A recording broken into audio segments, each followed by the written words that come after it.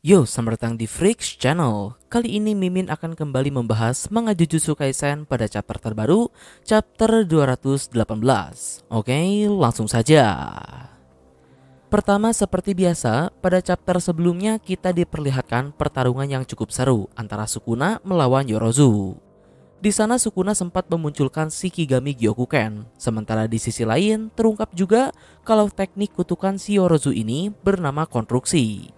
Dengan teknik tersebut, Yorozu dapat mereplikasi zat apa saja yang ia tahu selama Yorozu telah mencoba dan melatihnya. Dan yap, chapter ini pun ditutup dengan Yorozu yang melapisi tubuhnya menjadi armor serangga.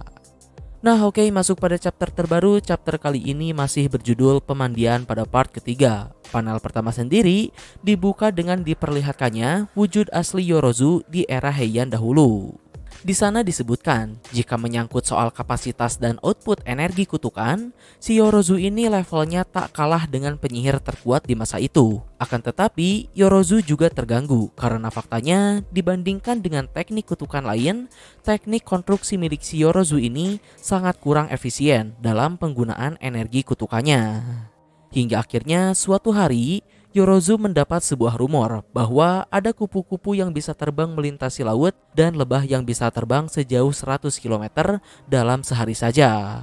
Mendengar hal tersebut, Yorozu pun mulai melihat sebuah solusi dalam efisiensi penggunaan energi kutukannya dari serangga.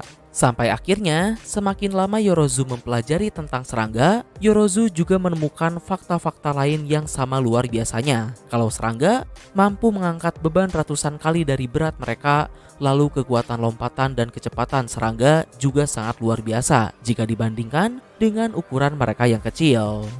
Dan yap, berdasarkan hal tersebut, Yorozu pun akhirnya menemukan pencerahan kalau dirinya yakin armor serangga yang ia buat saat ini merupakan puncak dari teknik kutukan konstruksi miliknya. Karena sekali armor tersebut dibentuk, selain kekuatan fisiknya yang meningkat drastis, selama ada energi kutukan, logam cair yang ia kendalikan pun juga dapat melindungi Yorozu dari pertarungan jarak menengah. Yang artinya, dalam mode serangganya ini, Yorozu sangatlah berbahaya. Melawannya dari jarak dekat bukanlah pilihan yang bijak karena kekuatan dari armornya yang destruktif. Sementara jika menjaga jarak, hal tersebut pun juga bukanlah pilihan yang benar karena Yorozu bisa menyerang dari jarak jauh sekaligus bertahan menggunakan logam cair miliknya. Yah, intinya jika lawan Yorozu hanyalah penyihir kuat biasa seperti Iori atau Regi misalnya, maka bisa dipastikan kalau mereka tidak akan memiliki kesempatan untuk menang.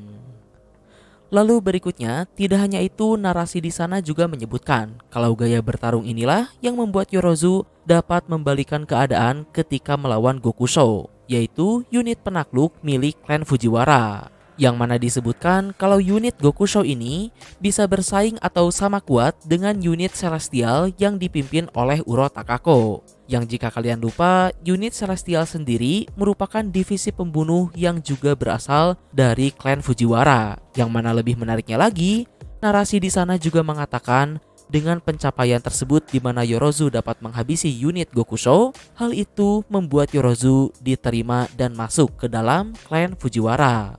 Yap, berdasarkan hal ini, Mimin ingin sedikit membahas tentang klan Fujiwara terlebih dahulu.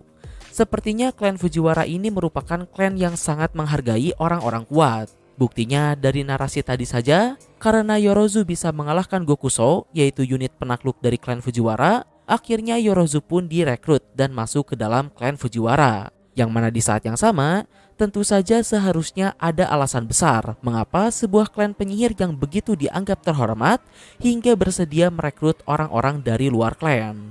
Sepertinya pada masa ini klan Fujiwara memiliki musuh besar, atau mungkin ada persaingan antar klan yang sangat gila pada masa itu. Dan dalam rangka untuk menjadi klan paling kuat, klan Fujiwara hingga rela untuk merekrut orang luar yang tidak berasal dari klannya tersebut selama mereka adalah penyihir yang kuat. Itu menurut opini Mimin pribadi. Dan oke, berikutnya lanjut cerita. Pertarungan antara Sukuna dan Yorozu pun kembali pecah. Yang ternyata armor serangga yang disebut sebagai puncak dari teknik kutukan konstruksi Yorozu ini bukanlah bualan semata. Dengan armor tersebut, Yorozu sukses menghajar Sukuna. Pada momen ini Yorozu pun kembali menyerang Sukuna menggunakan logam cair miliknya, sembari berkata, apakah Sukuna masih tidak berniat untuk menggunakan teknik kutukannya yang asli? Akan tetapi di tengah celah dari serangan logam cair tersebut, Sukuna hanya menatap Yorozu sembari mengeluarkan Shikigami baru, yaitu Rusa. Yap, di sini Sukuna mensummon Shikigami yang tidak pernah dikeluarkan oleh Megumi sebelumnya, dan kemampuan dari Shikigami ini sendiri yaitu teknik kutukan terbalik. Shikigami ini dapat menyembuhkan Sukuna dan juga menghilangkan energi kutukan pada logam cair milik Yorozu menggunakan energi kutukan terbalik. Lalu tidak hanya itu, di panel berikutnya Sukuna lagi-lagi mengeluarkan Shikigami yang belum pernah dikeluarkan Megumi, yaitu Shikigami Banteng. Shikigami ini sangatlah kuat, terbukti karena Shikigami tersebut sukses menyulitkan Yorozu. Bahkan ada momen di mana Yorozu memukul telak banteng tersebut, namun malah Yorozulah yang terhempas ke belakang karena saking kuatnya banteng tersebut. Dan kemampuan dari Shikigami ini sendiri adalah kekuatannya. Sebagai ganti dari kekuatannya yang sangat kuat, Shikigami Banteng hanya bisa bergerak lurus saja. Jadi sepertinya kalau masalah serangan, Shikigami Banteng ini tidak terlalu efektif meskipun memiliki kekuatan yang besar. Dan berikutnya narasi di sana pun menjelaskan kalau sebelumnya Sukuna menggunakan teknik 10 bayangan dengan menjaga bentuk dari Shikigaminya secara tidak stabil, khususnya ketika ia mensummon Gyokuken. Dengan bentuknya yang tidak stabil tersebut, Sukuna dapat mengeluarkan serangan jarak jauh yang efektif, sekaligus membuat Shikigami yang ia keluarkan tidak bisa hancur, berhubung bentuk Shikigaminya yang masih belum sempurna. Nah, tapi dengan bentuk yang tidak stabil tersebut, Shikigami menjadi tidak bisa bergerak sendiri dan kekuatan dari serangannya pun menjadi berkurang. Akan tetapi, karena Sukuna memiliki energi kutukan yang banyak dan output energi kutukannya pun juga besar, efek samping tersebut menjadi tidak terlalu berpengaruh dan serangan Sukuna tetaplah kuat. Yang artinya jika teknik ini digunakan oleh Megumi, hal ini akan menjadi sia-sia karena output dan energi kutukan Megumi tidak sebesar Sukuna. Lalu tidak hanya itu, narasi di sini juga menegaskan, berbeda dengan Shikigami Gyokuken yang Sukuna keluarkan dengan tidak stabil, Shikigami Banteng dan Rusa yang Sukuna keluarkan saat ini dipanggil langsung melalui teknik 10 bayangan yang asli dengan bentuk yang sempurna. Dan sebelum lanjut, Mimin ingin membahas tentang dua Shikigami ini terlebih dahulu. Seperti yang Mimin pernah bahas di video potensi teknik 10 bayangan, sebelum diambil alih oleh Sukuna, Megumi hanya baru menunjukkan 8 Shikigaminya saja, termasuk Mahoraga. Tak diketahui kenapa Megumi tidak pernah menunjukkan 2 Shikigaminya yang tersisa. Tapi terkait dengan itu, pada chapter ini Sukuna langsung menunjukkan 2 Shikigami yang belum dimunculkan tersebut, yaitu Rusa dan Banteng. Yang mana artinya seharusnya sebelum diambil alih oleh Sukuna sekalipun, Megumi sudah menaklukkan kedua Shikigami tersebut. Berhubung pada chapter ini, Sukuna bisa langsung mengeluarkan dan mengendalikannya. Karena meskipun kini yang mengendalikan tubuh Megumi adalah Sukuna, tapi teknik kutukan 10 bayangan tidak berubah sejak terakhir digunakan oleh Megumi. Buktinya Shikigami Gyokuken pun tetap memiliki wujud gabungan mereka. Dan terkait dengan itu, menurut Mimin, alasan kenapa Megumi tidak pernah mengeluarkan Shikigami Rusa dan Banteng mungkin karena Megumi tidak bisa menggunakan kemampuan Shikigami Rusa. Secara Megumi sendiri juga tidak bisa menggunakan energi kutukan terbalik. Sementara untuk Shikigami Banteng, serangannya yang sangat tidak efektif mungkin menjadi alasan kenapa Megumi tidak pernah mengeluarkannya. Tapi terlepas dari itu, setelah perjalanan panjang akhirnya kita telah ditunjukkan ke 10 Shikigami dari teknik 10 bayangan. Dimulai dari Gyokuken putih, Gyokuken hitam, Nue, Gamma, Orochi, Bansho, Dato, Rusa, Banteng, hingga Mahoraga. Di akhir dengan terungkapnya ke 10 Shikigami dari teknik 10 bayangan.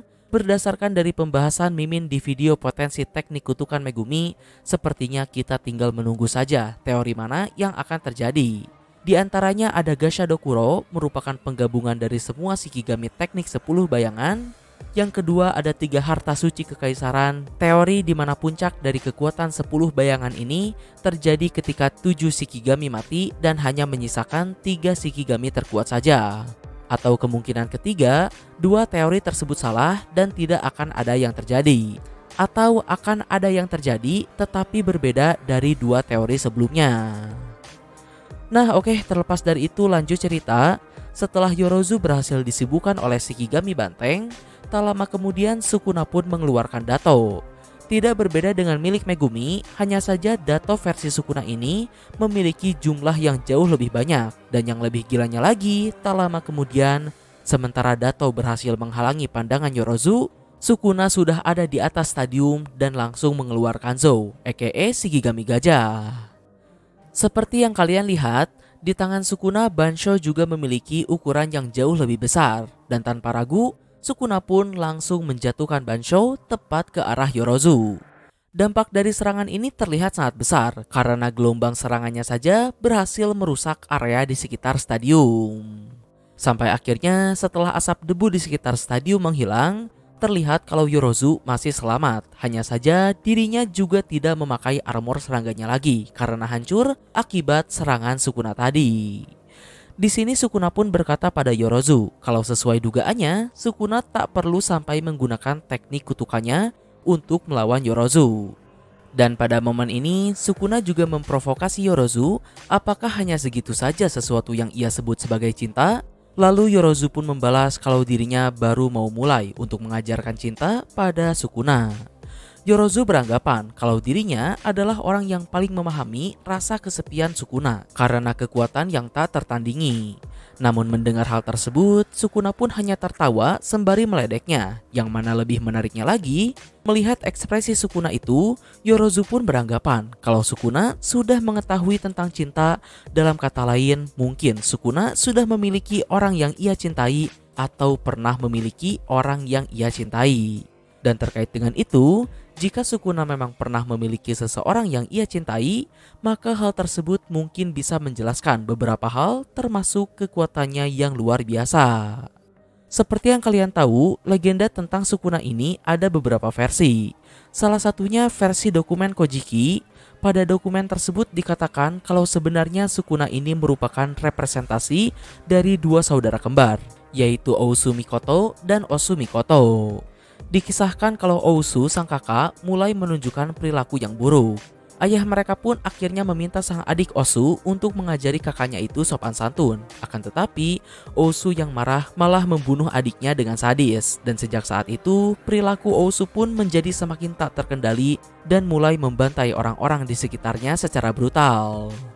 Yap, dari legenda versi Kojiki tersebut, memang Sukuna digambarkan dengan sangat kejam dan brutal. Tapi ada kemungkinan kalau dalam versi Jujutsu Kaisen ini, GG memodifikasi legenda tersebut dan membuat masa lalu Sukuna menjadi lebih mengundang simpati. Contohnya bukan Sukuna lah yang membunuh adiknya, melainkan orang lain yang akhirnya memantik amarah Sukuna dan membangkitkan kekuatan sejatinya. Karena seperti yang kalian tahu, di dunia Jujutsu Kaisen ini, anak kembar adalah sebuah kutukan. Akan tetapi, jika salah satu dari anak kembar tersebut mati, maka si anak yang masih hidup akan mendapatkan kekuatan yang luar biasa. Contohnya Maki Zenin. Dan tentunya hal ini bisa menjelaskan mengapa Sukuna bisa memiliki kekuatan yang besar jika Sukuna memang memiliki saudara kembar. Sekaligus juga menjelaskan mengapa pada adegan ini Yorozu menduga kalau Sukuna sudah mengetahui apa itu yang namanya cinta. Ya, tapi Mimin tegaskan kembali, itu hanya menurut opini Mimin pribadi. Kembali lagi pada cerita. Berikutnya Yorozu yang tak terima akan dugaannya tersebut langsung berteriak pada Sukuna kalau cinta yang ia ketahui itu adalah palsu dan Yorozu akan mengajarkan yang asli pada Sukuna. Dan yap, chapter pun berakhir sampai di sana. Tak diketahui apa yang akan dilakukan oleh Yorozu di sini, tapi salah satu kemungkinan besarnya Yorozu akan mengeluarkan domain expansion. Yang jika demikian, seharusnya hal tersebut akan memaksa Sukuna untuk menggunakan domain expansionnya juga. Yang bisa saja Sukuna akan menggunakan domain expansion dari teknik 10 bayangan. Sehingga akhirnya kita akan ditunjukkan domain sempurna dari Chimera Shadow Garden di tangan Sukuna. Akan tetapi jika Sukuna melunak dan tidak serius, Sukuna mungkin bisa saja langsung menghabisi Yorozu di dalam domainnya tersebut, atau Sukuna akan menggunakan simple domain dengan catatan kalau saat ini Yorozu memang akan mengeluarkan domain expansion miliknya. Nah oke, di akhir pembahasan dari Mimin, intinya pada chapter ini kita mendapatkan beberapa hal yang cukup menarik. Dimulai dari diperlihatkannya dua Shikigami terakhir Megumi, hingga petunjuk kalau Sukuna sepertinya sudah mengetahui apa yang namanya cinta. Tapi terlepas dari itu, hal yang paling kita pertanyakan, tentu saja hingga sejauh ini Sukuna tak terlihat akan mengeluarkan Mahoraga. Padahal pada chapter sebelumnya, Sukuna jelas-jelas sudah membuat segel tangan yang menjadi pertanda kalau seorang pengguna teknik 10 bayangan akan mensummon Mahoraga. Tapi meskipun Mahoraga masih belum keluar, menariknya saat ini Sukuna memiliki roda Dharma yang ada di punggung Mahoraga. Tak diketahui apa fungsi dari roda tersebut pada Sukuna. Apakah roda tersebut memang memiliki fungsi, atau Sukuna memang harus memiliki persiapan yang cukup lama untuk mengeluarkan Mahoraga versi dirinya ini. Karena tentunya jika semua Shikigami menjadi lebih kuat di tangan Sukuna, maka seharusnya Mahoraga pun bukan pengecualian. Dan mungkin berdasarkan hal tersebut, alasan mengapa Sukuna masih belum memunculkan Mahoraga bukan karena persiapannya yang panjang, melainkan karena Sukuna sedang mempersiapkan dirinya sendiri ketika Mahoraga muncul nanti. Karena seharusnya Sukuna juga masih belum bisa mengendalikan Mahoraga. Yang artinya jika Sukuna sampai mensummon Mahoraga, itu artinya Sukuna akan melakukan ritual penaklukan. Karena meskipun sebelumnya Sukuna pernah mengalahkan Mahoraga, orang yang mensummon Mahoraga dan melakukan ritual penaklukan saat itu adalah Megumi. Seperti yang kalian tahu, seorang pengguna 10 bayangan memang bisa dibantu oleh penyihir lain dalam ritual penaklukan. Tapi sebagai gantinya, jika Shikigami tersebut berhasil dikalahkan sekalipun, si pengguna 10 bayangan tetap tidak akan bisa mengendalikan Shikigami tersebut. Yang artinya, karena sebelumnya Mahoraga dikalahkan oleh Sukuna, maka seharusnya hingga saat ini tubuh Megumi masih belum bisa mengendalikan Mahoraga. Dan jika Sukuna mensummon Mahoraga, maka hal ini akan menjadi ritual penaklukan. Ya, intinya beberapa hal yang Mimin bahas tadi itu hanyalah opini Mimin pribadi. Untuk lebih pastinya kita tunggu saja di chapter yang akan datang, apa yang sebenarnya akan terjadi. Nah mungkin kurang lebih itulah pembahasan untuk chapter terbaru ini. Mohon maaf untuk kekurangan dan kesalahannya. Like, share, subscribe kalau suka, komen, beda kritik dan saran. Terima kasih telah menonton. Ciao.